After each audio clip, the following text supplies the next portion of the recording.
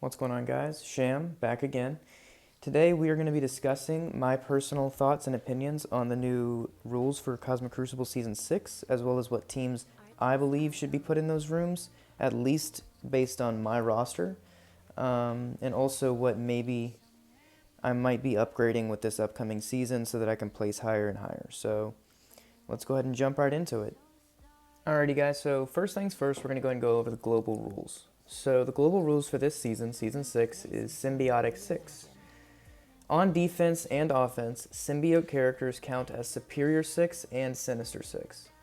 Superior 6 characters on successful attack bury yourself for 15% of max health. When successfully attacked, they remove Revive once from the attacker. On spawn, they gain defense up. On defense, all characters gain 20% max health and 10% max damage. After each completed attempt and when revived, gain a stack of exhaust. Cancelled combats will not add exhaust. So this definitely opens up a whole lot of interesting avenues, right? So with Hive Mind, we all know that Red Goblin's kit has a charge mechanic to it. So the question is whether or not using Doc Ock and charging him up will cause it so that whenever you kill a Hive Mind ally, he basically can revive them on any turn. So it definitely opens up a interesting conversation. So I guess that through playtesting, we will find out.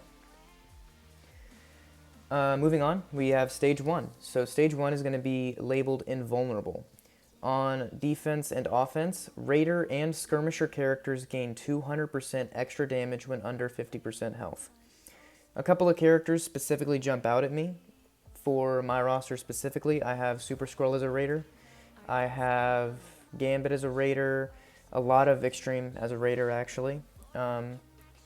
So whenever it comes to what to put in this room, I think a good idea would be an Extreme X-Men or Unlimited X-Men hybrid, or really any team that you have a lot of Raiders on that are able to survive even when at low health, like Gamma for example.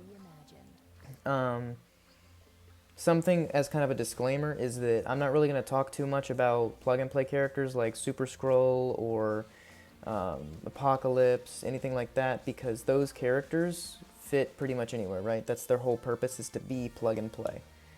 There's no specific room that I feel like any of them would do exceptionally well in compared to others.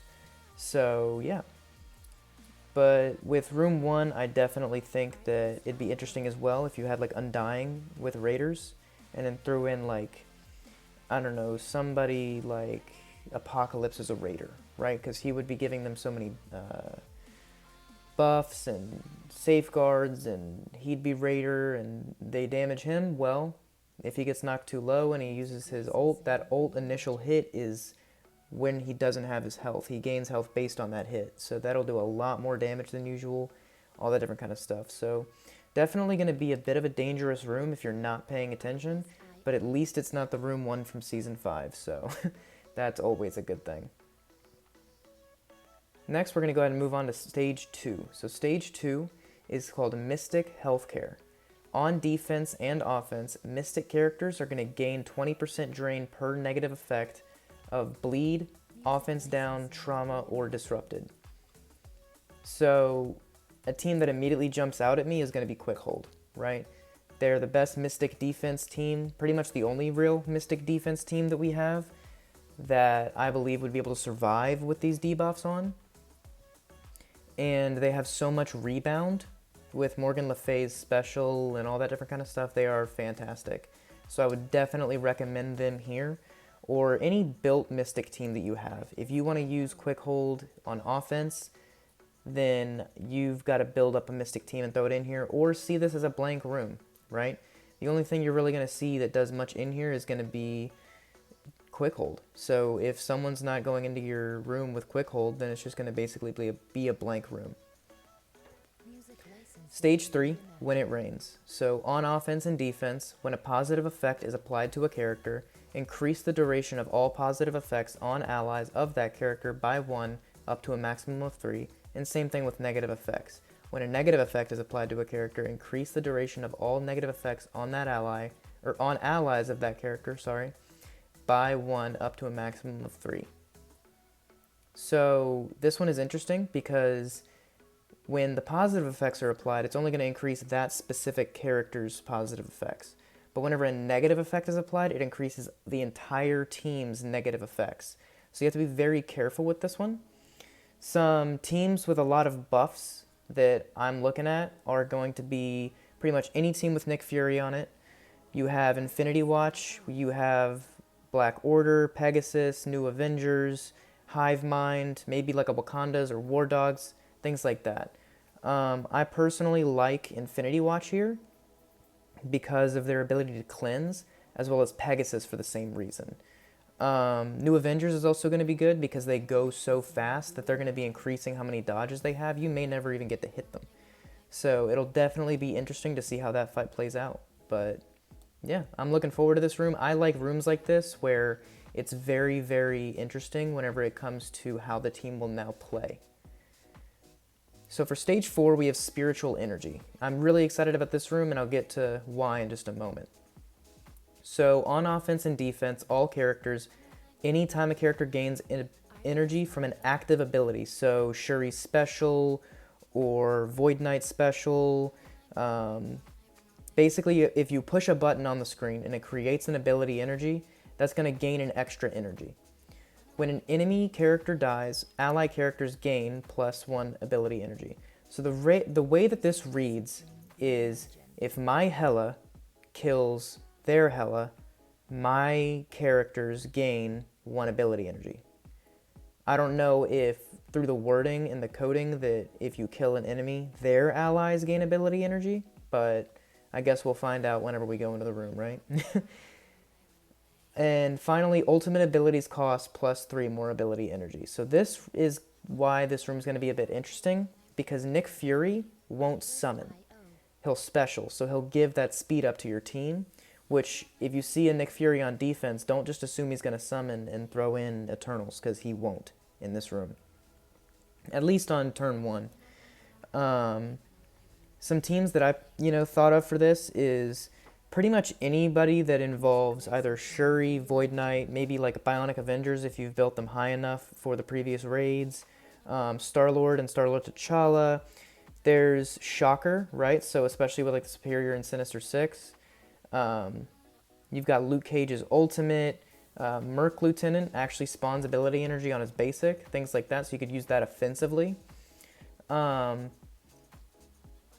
So yeah, there's definitely a lot of interesting teams that can go in here, and it's definitely, with the abilities costing more, going to make it a lot more fun than whenever they costed less. So yeah. Stage 5 is Robotic Double. So on defense and offense, tech characters, whenever a tech character uses an ultimate ability, will revive an ally tech character at 100% health. So the first team that like just jumped right out at me was Pegasus, right? They all have their ults ready turn 1. They are just insane, and then if they do like use all their abilities, well, they're going to basic and get all their ability energy back and then ult again.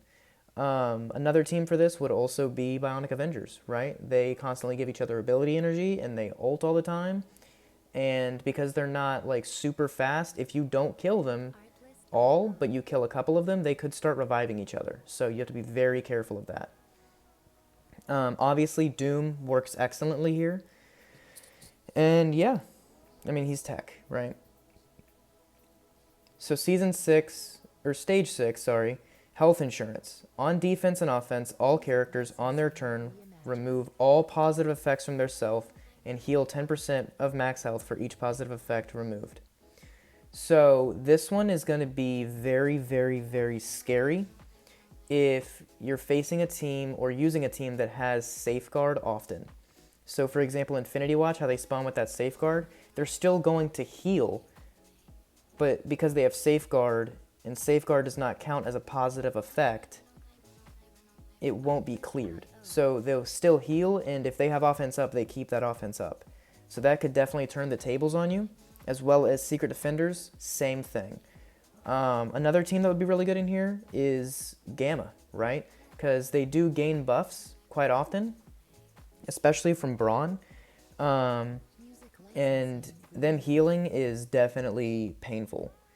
The Unlimited X-Men and Extreme X-Men, I think that Unlimited X-Men or Extreme X-Men would need Rogue at the minimum because she's the one that gives it safeguard, right? So if her and Gambit have safeguard and then she's just popping off, that can get pretty dangerous pretty quickly. New Avengers would work here, but they'd lose their dodges, so I don't know how well that would work out, but then healing up could be annoying. I could definitely see symbiotes working here, especially with a Super Skrull or an APOC specifically. They're just very painful. Obviously, another team that's going to work here and in every other room is going to be any sort of combination of Superior and Sinister Six. My worry for this season, with how many tech callouts and, energy callouts and things like that are up here, that we're going to be seeing a lot of Superior and Sinister Six on defense. I'll be keeping mine on offense because I'm going to need it to fight the defense version. But it's definitely a scary thought that the Sinister and Superior Six are going to be stuck on defense for this season. So they may be the new problem children, and instead of it being a room that everyone hates, it's a team. But I guess that we'll find out. Overall, I think that I'm much more excited about this season than I was about last season. I think that there's a lot more theory crafting potential in basically every room. And that definitely, is going to be fun to do. So I look forward to doing some more Cosmic Crucible videos. I'm going to be releasing my week review of Cosmic Crucible for this week that we've just had. Tonight, I'm going to be making it, and then tomorrow I will likely release it. So hopefully you guys check that out too.